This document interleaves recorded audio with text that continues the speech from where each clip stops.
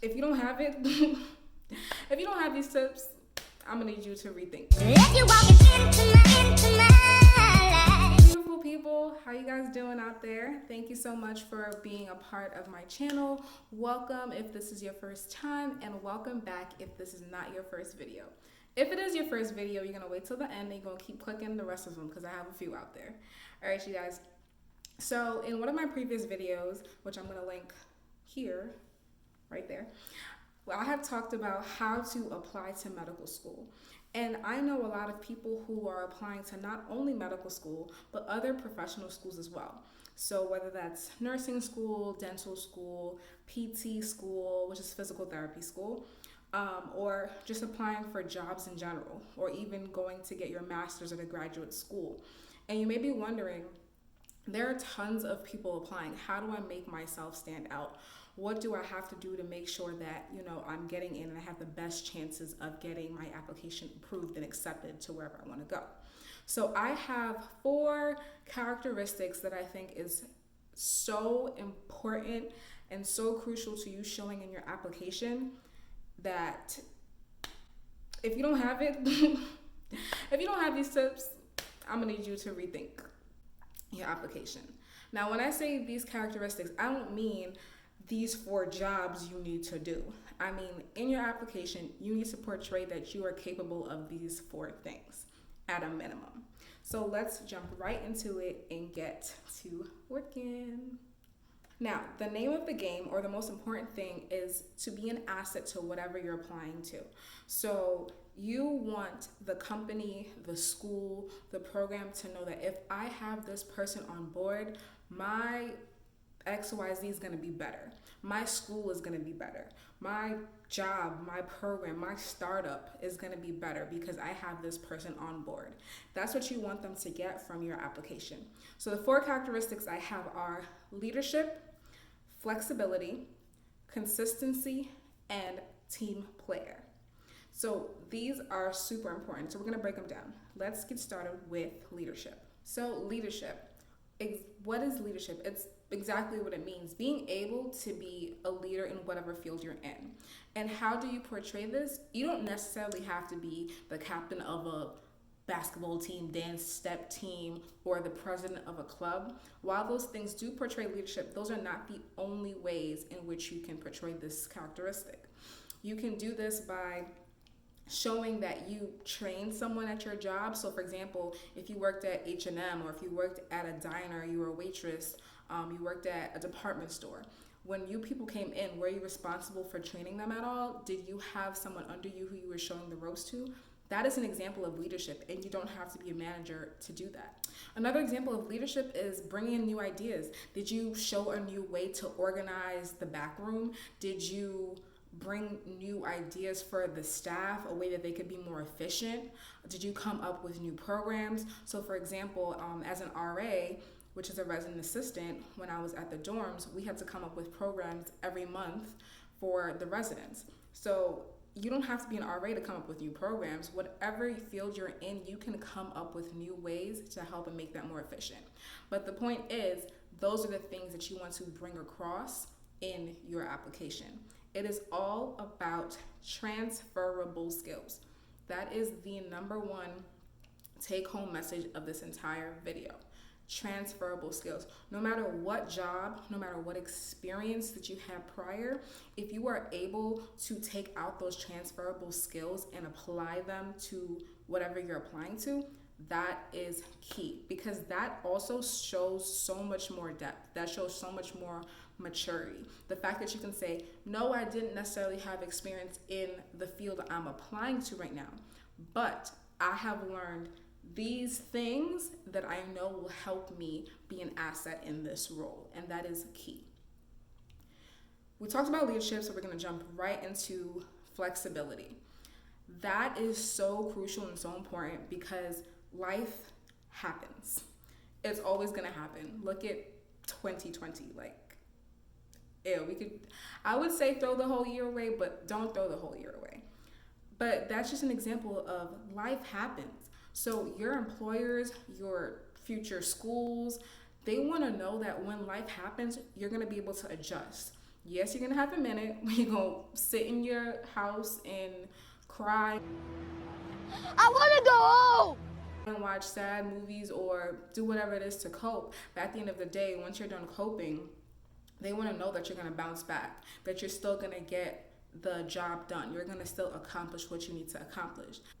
With flexibility, when too much people came in the store at one time, even though it wasn't your job description to be on the floor, did you jump in and help out your coworkers when you saw that the work needed to be done? How did you handle those fluid and changing situations? Those are the things that you want to emphasize and show, like, hey, whenever we're put in a predicament, you can count on me to be a person who is going to help navigate and help be a part of the solution, not part of the problem. Because you think about it, if you were hiring somebody for your own business, right? Or if you're going to try to accept someone to your school, do you want someone who, when the going gets tough, they're like, yeah, I can't do this? No, because that's not going to help you prolong your business or prolong your school. So it's the same thing. You want to be the applicant that you would want to hire yourself. Let me say it again for the people in the back, in case I said it too fast the first time. You want to be the applicant or the employee that you would want to hire or you would want to accept. Right, y'all? Number 3 on our list is consistency. When I say consistency, I mean, how long have you been doing those other experiences? Whether you are a babysitter, how long were you doing it? Why consistency is important is because it shows an employer or it shows an admissions committee that this person is dedicated. So when they start something, they will finish it. And a lot of times you will talk to people who are applying to different things and you look at their resume or you ask them what they've done, and they've done 1,000 things under the sun. And there is nothing wrong with doing a bunch of things and getting different experiences, but how does it look when every month you're doing another job? It's like, wait, is there something wrong with you? Why you can't stick around, or people are not keeping you, or you're just not committed to things? Do you not know how to commit? So you want to portray like, no, once I start something, I can finish it. I'm dedicated to doing that. And how you can portray this is by showing longevity in the projects that you do. So even if you have different jobs, right? Like you need to keep changing jobs for some reason, there are other ways. Do you volunteer? Have you volunteered for an extended period of time? So for example, with me, even with college, I wasn't able to volunteer like throughout the semesters because we had school going on and I also had jobs, but I made it a point that every summer I volunteered, and I volunteered at the same place. Maybe I wasn't even doing the same thing, but I was still volunteering in the same field, or I was volunteering in general. I was like making sure that no matter what, this was gonna be a consistent piece of my life. So it doesn't have to be every day, it doesn't have to be every week, it doesn't have to be every month, but at least every year, try to do that. Another idea is if you do join a club or join a team or do a job, try to show that you are there for an extended period of time. And the other thing I would say, if you do have shorter experiences, you want to make sure to emphasize what you learned or what you brought to that experience. So if you were there for like 6 months, but listen, I was only here for 6 months, but I showed them how to organize the calendar so that it's more efficient. Like you want to make sure that, yeah, I was only here for a minute, but I left my mark. So that is really also important to show as well. And then last but not least, number 4, being a team player.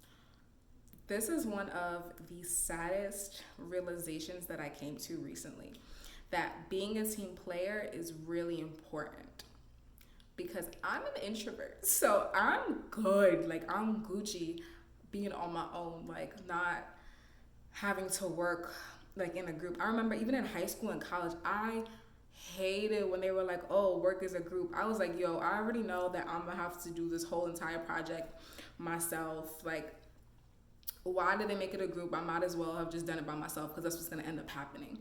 So I hated working in groups. And then as I got older and going into med school, working different jobs, so it was like no matter what you do, you have to work with people. Whether or not you own your own business, even if you're an entrepreneur, you still have to work with people. Why? Because you got to talk to the manufacturer, you got to talk to your customers. You always have to be working with people. So this is something that you need to portray. Did you have to collaborate in your previous jobs or on your previous experiences? Did you have to plan programs together? Did you have to work as a team in general? Like, I know I had one of my jobs, like being an RA means you have to work as a team. My job that I did working with 7th graders, I had to work as a team the whole time. Like, that was the whole job description. So if that was a job description that you had, then that would be good to highlight. But if you didn't have one of those jobs, showing how you work together, like for example, if you worked at a restaurant, you were a waitress or a hostess, it's like if you saw a gap, you were filling that gap. So even though you were a leader, and which is funny is that because this feeds back into number 1, which is being a leader. Being a good leader means being able to work with people. So you can't be a good leader if you can't work with people. That just doesn't make sense. You can be in a leadership role, but does that mean you're a good one? No, if you can't work with people, that makes no sense. Those are our 4 characteristics that we want to highlight, portray, emphasize. All the synonyms you could think of to go with portray, use those synonyms right there. So let's recap them real quick. We have leadership, flexibility, consistency, and being a team player. So please, please, please continue to like, comment, subscribe below, and tell me if these things work for you. Tell me if you found these things helpful, because I want to make more videos like this that will help you guys along, because these are things that I wish that I would have been told, but I wasn't told. I had to research and learn for myself. So my goal is just to give this information so that you don't have to. Like, this is here. So this is going to maximize your chances of getting into that school you want and getting that job you want. All right, you guys, I hope you enjoyed your daily dose of melanin. And if you're still here, might as well watch another video. Like, come on, guys. Like, let's do it. All right, bye, guys.